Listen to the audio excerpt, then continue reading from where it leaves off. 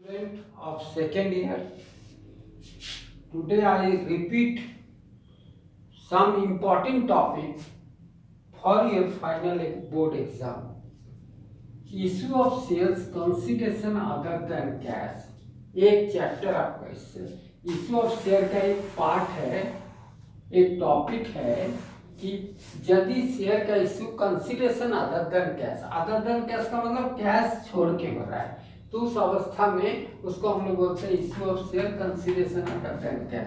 जैसे अभी तक आप शेयर इश्यू करते थे तो आप लिखते थे ऑन एप्लीकेशन मनी रिसीव, आप लिखते थे बैंक अकाउंट या to share application, allotment money receive bank account या to share allotment, first call money receive bank account या to first share first call account, and final call money receive bank account या to share final call account.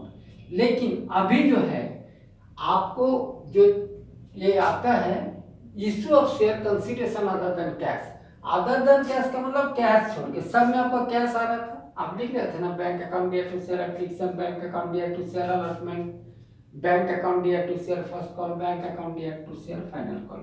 लेकिन जब कोई company assets purchase करता है और उसके अगेंस्ट में शेयर इशू करता है तो that type of issue is called consideration other than cash. फिर से समझिए, यदि कोई कंपनी संपत्ति परचेज करती है और उसके अगेंस्ट में शेयर इशू करती है तो that type of issue is called consideration other than cash.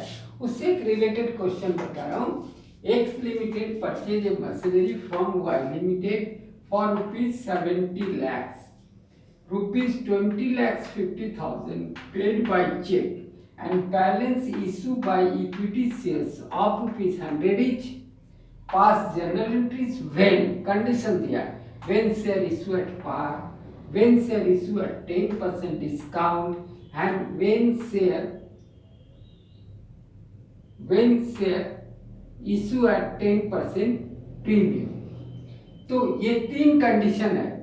देखिए, इस एक मैच का तीन तरह का आपका डिसीजन हो सकता है। एक हो सकता है कि मैच ड्रॉ हो जाए एट पार, आप हार जाते हैं डिस्काउंट, आप प्रीमियम पाते हैं तो जीत गए। उसी तरह शेयर में भी तीन कंडीशन होता है। एट पार मैंने सेम वैल्यू, जितना का शेयर उतना में इशू हुआ, एट डिस्काउंट जितना का शेयर उससे कम में इशू हुआ, और प्रीमियम जितना का शेयर है उससे ज्यादा में इशू हुआ। जैसे मान लीजिए 100 रुपया शेयर का दाम है और आप पार में इशू कर रहे हैं, 100 का शेयर कितने में इशू होगा? 100 रुपये में होगा। यदि आप डिस्काउंट में कर रहे हैं 10% तो 100 का शेयर में 100 में 10% डिस्काउंट होगा तो 90 में इशू हुआ, और 100 का शेयर यदि 10% प्रीमियम में हुआ तो 100 का शेयर 110 रुपये में होगा। इस पर इसको हम सॉल्व कर रहे हैं। ओके,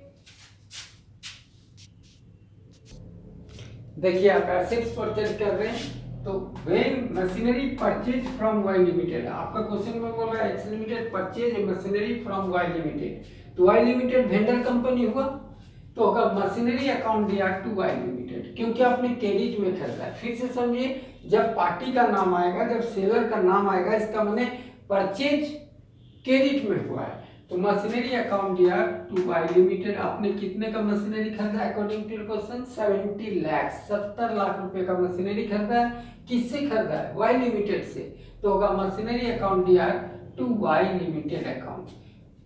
सेकेंड होगा when some amount paid to Y limited. आपका क्वेश्चन में बोल रहा है कि 20,50,000 बाय चेक पेमेंट किया गया, तो वाई लिमिटेड को पैसा मिलेगा, तो वाई लिमिटेड अकाउंट दिया टू बैंक अकाउंट होगा 20,50,000।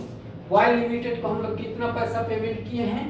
20,50,000 रुपए बाय चेक पेमेंट किए हैं, तो वाई लिमिटेड ये रिसीव है, तो वाई लिमिटेड अकाउंट दिया टू बैंक अकाउंट होगा 20,50,000।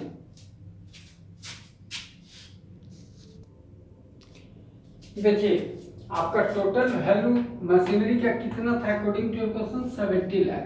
आपने पेड बाय चेक कितना कर दिया था उसको? 20,50,000, तो उसको आप देना कितना बच गया? 49,50,000। तो उसको हम लोग किस में देंगे, शेयर में देंगे। फिर से समझिए, आपका क्वेश्चन में बोल रहा है X limited purchase machinery for ₹70,000 from Y limited, 20,50,000 paid by cheque and balance by issue of equity shares. तो आपका देखिए टोटल वैल्यू ऑफ मशीनरी था 70 लाख, उसमें से आपने चेक द्वारा पेमेंट कर दिया 20,50,000, तो आपका कितना देना है, 49,50,000। उसको आप किस में देंगे, इक्विटी शेयर में। तो आपका क्वेश्चन में बोल रहा है condition when share issue at par, तो पार मतलब सेम, जितना 100 रुपए का चीज 100 में इशू हुआ तो इट इज ए पार। तो वाई लिमिटेड अकाउंट दिया तो इक्विटी शेयर कैपिटल अकाउंट होगा 49,50,000। फिर से समझिए, आपका टोटल वैल्यू ऑफ एसेट्स था परचेज किए थे 70 लाख, जिसमें 20,50,000 का आपने 20,50,000 का आपने चेक में पेमेंट किया, तो आप कितना ड्यू है जो कि देना है वाई लिमिटेड को, 49,50,000। अब आप शेयर इशू कर रहे हैं पार, तो पार में कीजिएगा तो क्या होगा, सेम वैल्यू 100 का शेयर 100 में, तो Y limited account here to equity share capital account 49,50,000 ही होगा। ठीक है,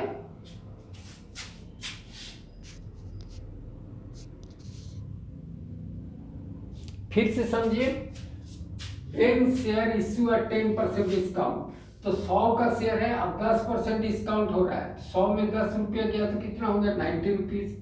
आपको देना कितना था उसको, 49,50,000। तो क्रॉस मल्टीप्लिकेशन कीजिएगा तो होगा 100 इंटू 49,50,000 बाई 90। आप कैलकुलेशन कीजिएगा तो 55 लाख होगा, और आपको देना था 49,50,000, तो डिस्काउंट कितना हो गया, 5,50,000। इट इज ए लॉस, क्योंकि आपका शेयर 10 रुपये कम में बिका है। तो वाई लिमिटेड अकाउंट यार 49,50,000 discount on issue of debenture sorry issue of shares account यार 5,50,000। It is a in loss, क्योंकि आपका शेयर 100 रुपये का था, उसको आपने इशू कर दिया 90 में, तो आपका 5,50,000 लॉस हो रहा है according to your calculation to equity share capital account 55 lakh. फिर से समझिए, आपका 100 का शेयर था, आप 10% डिस्काउंट में इशू कर रहे हैं, तो 100 का शेयर में 10% डिस्काउंट होगा 10 रुपया, तो 90 रुपये में इशू होगा। और आपको देना कितना वेंडर कंपनी में वाई लिमिटेड को, 49,50,000। तो आपका क्रॉस मल्टीप्लिकेशन होगा 49,50,000 into 100/90 and this one is 55 lakh, और आपको देना था 49,50,000, तो आपका 5,50,000 डिस्काउंट होगा। तो discount is a loss, so it is must be debited. तो वाई लिमिटेड अकाउंट यार 49,50,000 discount on issue of shares account यार 5,50,000 to equity shares capital account 55 lakh. Okay, when share issue at 10% premium, जैसे 100 का share है 10% premium लीजिएगा तो 110 होगा। फिर से समझिए, 100 रुपये का शेयर में 10 रुपये प्रीमियम लीजिएगा तो आपका शेयर का वैल्यू कितना हो जाएगा, 110। आपको देना कितना वाई लिमिटेड को, 49,50,000। क्रॉस मल्टीप्लिकेशन कीजिए तो आपका होगा 49,50,000 इंटू 100/110। कैलकुलेशन कीजिएगा तो आपको कम देना पड़ेगा, क्योंकि शेयर का दाम बढ़ गया, तो आपका 45 लाख देना है, और आपको देना कितना था, 49,50,000, तो 4,50,000 आपका प्रीमियम होगा। फिर से समझिए, जैसे डिस्काउंट में आपने देखा कि आपको देना था 49,50,000 और देना पड़ा 55 लाख, तो आपका 5,50,000 आपका लॉस हुआ, यानी डिस्काउंट हो गया। और जब आप प्रीमियम पर इशू किए हैं तो आपको देना था 49,50,000, लेकिन देना कितना पड़ा, 45 लाख, तो आपका 4,50,000 इज ए सिक्योरिटी प्रीमियम हो गया। ठीक है डियर स्टूडेंट्स, आप इस तरह प्रैक्टिस कीजिए। ये सब चैप्टर हाईलाइटेड चैप्टर है, उसको हम फिर से ब्रीफ कर दे रहे हैं ताकि आपका रिवीजन भी हो और आप बना सके। इसलिए आज आपको हम एक जस्ट क्वेश्चन बता दिया अपने से कि share issue consideration other than cash when share issue at par at discount at premium. कल हम बताएंगे आपको forfeit and reissue of shares, है ना। उसके बाद फिर बता देंगे प्रोराटा अलॉटमेंट, सब बताएंगे ताकि आप अपना जो भी डाउट्स है उसको क्लियर करते रहिए। और बेटा एक चीज बता रहे, प्रैक्टिस करते रहिए, आराम से बनेगा। ठीक है, थैंक यू।